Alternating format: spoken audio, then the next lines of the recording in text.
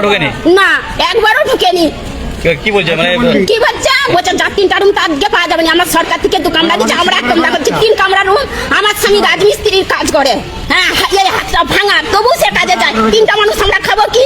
যত পয়সা দিতনি, এখন তো সকলের সমস্যা সকলটাই দিচ্ছে, আমরা কেন পাবো নি বলো? 3টা রুম। বাড়ি কোথায়? হ্যাঁ, বাড়ি কোথায় আপনার? বাড়ি বেলপুকুর 17 নম্বর ওয়ার্ড। নাম কি? মানিক দলই। আপনিও পাননি? আপনারা কেউই পাননি এখানে?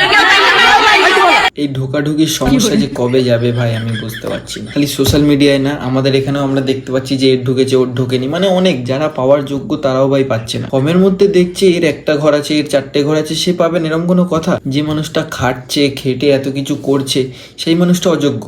আর যে মানুষগুলো টাকা ইনকাম করে কিন্তু নষ্ট করে ফেলে, মদ গাঁজা খায়, বাইক কেনে, এই কেনে, উল্টো পাল্টা খরচা করে, তারা টাকা পাওয়ার যোগ্য। বাড়িঘর দেখেই যদি সব হয় তাহলে তো হয়েই গেল। একটা মানুষকে দেখা উচিত যে সে কিরকম ভাবে খাটছে। এই সমস্যা সেদিনই দূর হবে যেদিন বাড়িতে এসে ওরা যাচাই করে দেখবে যে টাকা পাওয়ার যোগ্য কি যোগ্য না।